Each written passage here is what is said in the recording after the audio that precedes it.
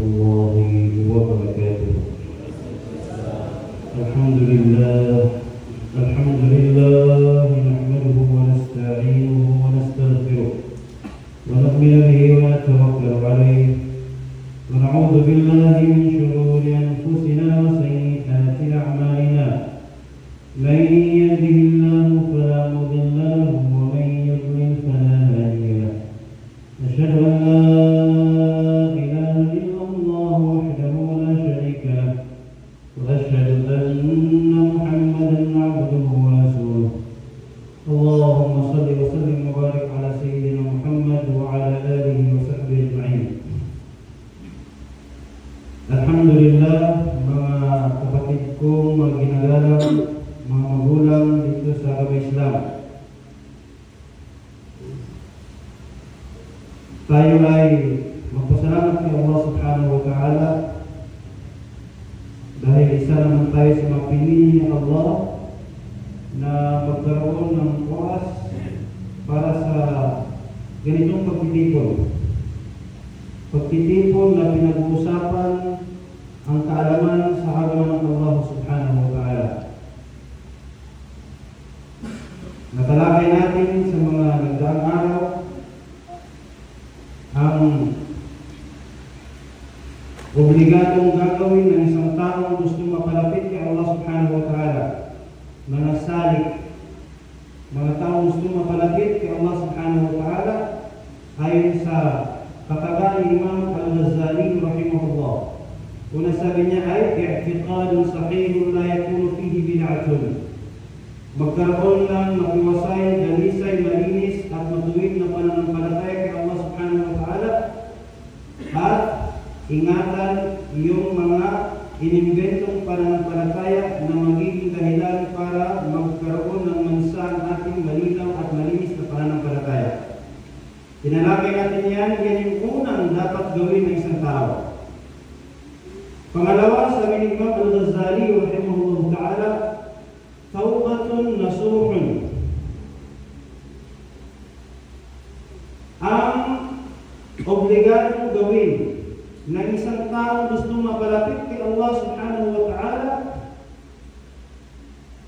ay ang pagbabalik loob sa Allah subhanahu wa ta'ala sa tunay na pagbabalik loob kay Allah, yung tunay na taubat. Pagbalik loob kay Allah subhanahu wa ta'ala. At itong pagtataubat, mga alipin ni Allah, ay hindi lamang inutusan dito ang mga taong sumasagawa ng mga kasalanan. Bagkus, ito ay isang pag-uutos ng Allah ta'ala sa lahat ng mayroong pananampalataya kay Allah. Makasalanan man ito o hindi makasalanan. Basta't ikaw, tayo lahat ay nangako na mayroong tayong pananampalataya kay Allah subhanahu wa ta'ala,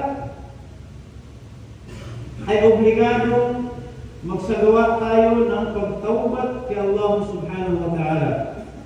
Sabi ng Allah subhanahu wa ta'ala sa banal na Quran, Ya ayyuhalladhina amanu tubu ila Allahi tawbatan nasuha asa rabbukum an yukaffira ankum sayyi'atikum wa yudkhilakum jannatin tajri min tahtiha al-anhar khalidina fiha. O kayong may pananampalataya kay Allah, tayo mga Muslim, may iman kay Allah subhanahu wa ta'ala, may pag-utos sa atin ng Allah. Tubu ila Allah, magbalik loob kayo kay Allah subhanahu wa ta'ala. At ang pagbalik loob kay Allah subhanahu wa ta'ala ay hindi bagay na laro-laro lamang. Bagkus ito ay tunay na pagbalik loob kay Allah. Tubu ila Allahi tawbatan nasuha. Sa tunay na pagbalik loob kay Allah subhanahu wa ta'ala. Ngayon, ang mga ulama nagpaliwanag sila paano pagbalik loob, ang pagtawbat kay Allah subhanahu wa ta'ala. Para maging katanggap-tanggap ang pagtawbat kay Allah subhanahu wa ta'ala. Una, sabi ng mga ulama, ang Imam An-Nawawi, Muhyiddin Ibn Sharaf An-Nawawi Syafi'i rahimahullah ta'ala, sa kanyang pagkakasabi sa loob ng kitab na Riyadhus Salihin, sa hadith ng Rasul sallallahu alaihi wasallam, na sinabi ng Rasulullah sallallahu alaihi wasallam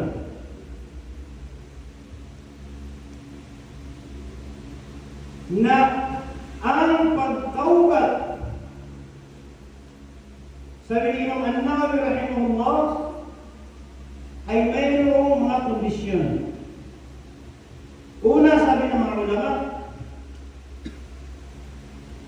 kapag magtawbat ang isang tao,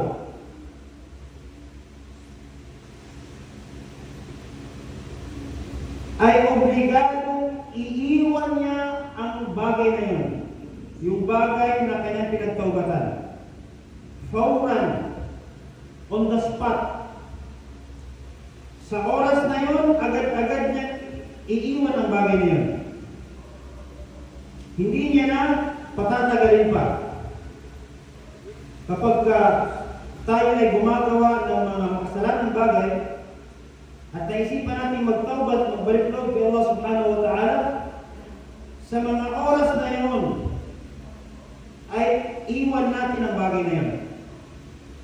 Ganon din sa mga bagay na pinag-utusan tayo ng Allah na gawin ng isang bagay, ngayon hindi natin ginagawa. Halimbawa, inutos sa atin ng Allah ta'ala na magsambayan.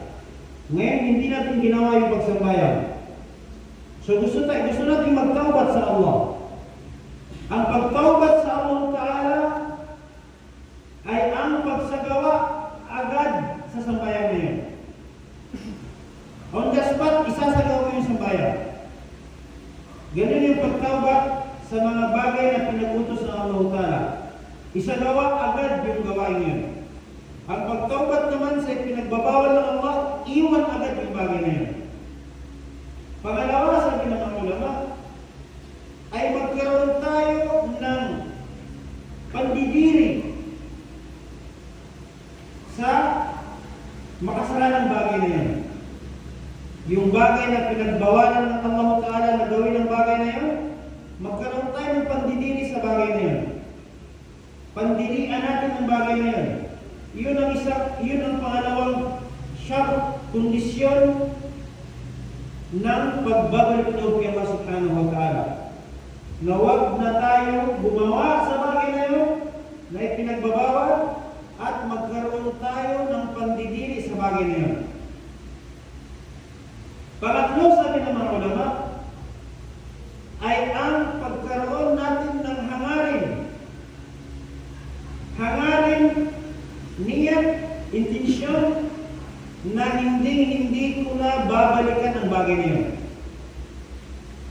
Hindi ko na babalikan ang makasalanang bagay na yun. Makasalanang gawain na yun. So sa ganitong paraan, mga alipin ng Allah Ta'ala, ay maaaring tanggapin ng Allah subhanahu wa ta'ala ang ating pagbabalik loob sa Kanya.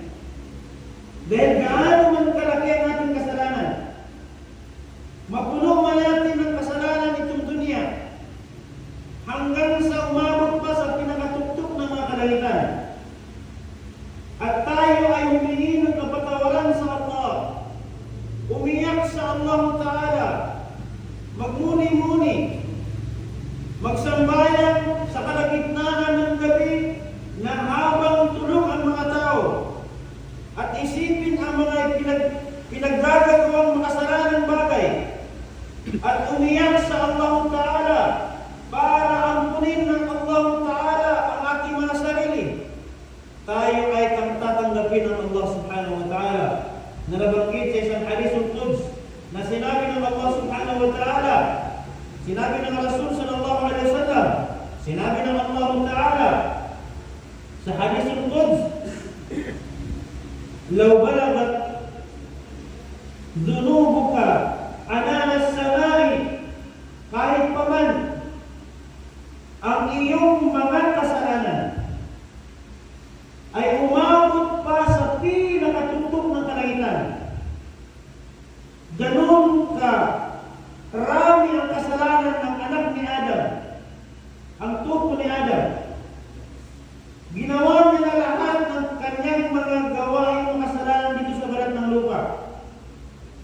ثم استغفرتني لو بلغت ذنوبك عنان السماء ثم استغفرتني. At pagkalipas ay humingi ka ng kapatawaran sa akin, sabi ng Allah. Umiyak ka, sabi ng Allah. Humingi ka ng patawad, sabi ng Allah Ta'ala. Pagsisihan mo ang mga bagay na iyong ginawa, ghafartu laka, papatawarin ko para sa iyo lahat ang mga gawain yun. Kaya ang tao na nabanggit sa Sahih al-Bukhari na nakapatay ng 99, ang rami ng tao kanyang nakitila ng buhay. Ngayon siya ay humingi ng advice sa ulama na mayroon pa bang kapatawaran ang aking sarili dahil sa rami ng taong aking napatay.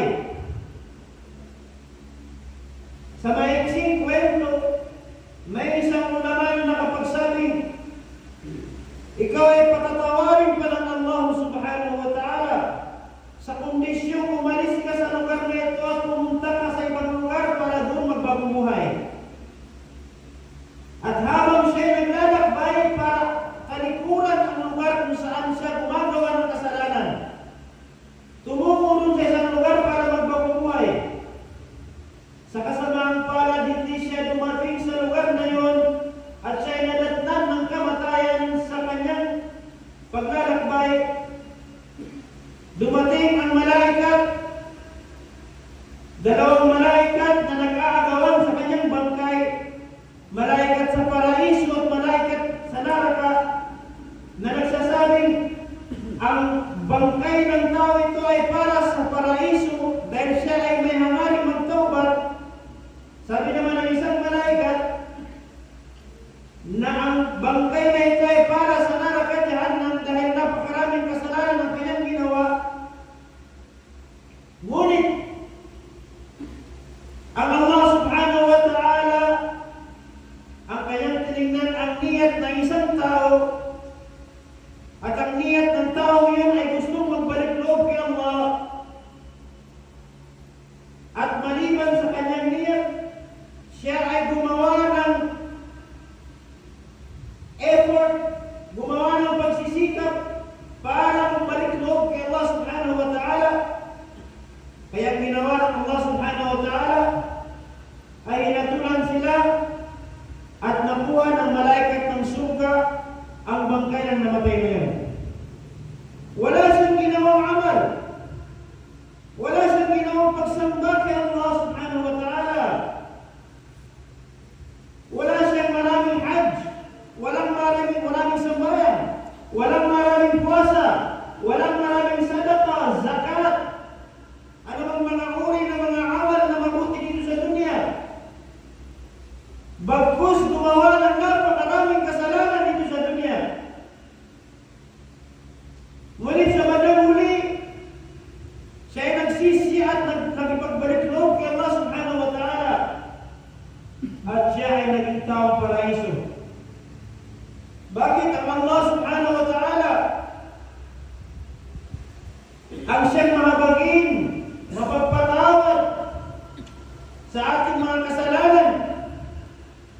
At sinabi ng Allah sa banal na Quran, "Qul ya ibadi," sabihin mo ya Muhammad sallallahu alaihi wasallam sa lahat ng umat mo, ibadi, o aking minamahal na alipin. Hindi sinabi ng Allah, o ikaw na magnanakaw, o ikaw na barazina, o ikaw na umiinom ng alak, o ikaw na nag-iiwan ng sambayan. Hindi sinabi ng Allah ng gano'n. Kundi sinabi niya, o aking pinakamamahal na nilikhang alipin,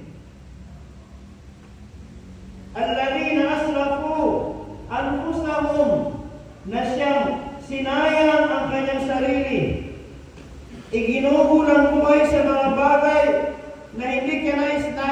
Allah Ta'ala, La taqnatu min rahmatillah. O aking alipin, wag na wag kayong mawalan ng pag-asa sa mga biyaya ni Allah Subhanahu wa Ta'ala. Yan sabi ng mga ulama, ang unang dapat na magiging pag-asa ng tao sa Allah Ta'ala, ang pagkaroon ng pag-asa sa pagmamahal ng Allah. At sabi ng mga ulama, ang Imam Al-Ghazali rahimahullah ta'ala, sabi niya, haram sa isang taong isipin niya na wala siyang pag-asa kay Allah Subhanahu wa Ta'ala. Wala siyang pag-asa kay Allah. Haram na isipin ng tao. At haram na sabihin ng tao sa kanyang kapwa-tao na ikaw ay wala ng pag-asa sa Allah Ta'ala. Inna Allah yaghfiru dhunuba jami'a. Tunay na ng Allah Ta'ala ay magpagpatawad sa lahat-lahat ng mga kasalanan. Inna Allah ghafurur rahim. Ang Allah Subhanahu wa Ta'ala ay tunay na mapagpatawad at mahabagin. Kaya tayo mga alipin ni Allah Subhanahu wa Ta'ala na siyang may hangarin na mamalapit kay Allah Subhanahu wa Ta'ala, panghawakan ng advice ni Imam Al-Ghazali rahimahullah, magkaroon ng malinis na iman sa Allah Ta'ala at huwag haluan ng mga inventong paniniwala, kagaya ng paniniwala ng mga ilan sa mga kamusliman ngayon na inaangkop nila dito sa agama Islam. Magkaroon ng malinis na paniniwala at magkaroon ng pagsisikap sa pagtaubat, pagbalik loob tungo kay Allah Subhanahu wa Ta'ala. Dalangin natin kay Allah Ta'ala, magkaroon tayo ng tawfiq at hidayah, ibigay sa atin ng Allah Ta'ala ang pagkaroon ng pananatili sa mga amal na ikalulugod ng Allah Subhanahu wa Ta'ala. Wa sallallahu ala sayyidina Muhammad wa ala alihi wa sahbihi ajma'in. Assalamu alaikum wa rahmatullahi wa barakatuh.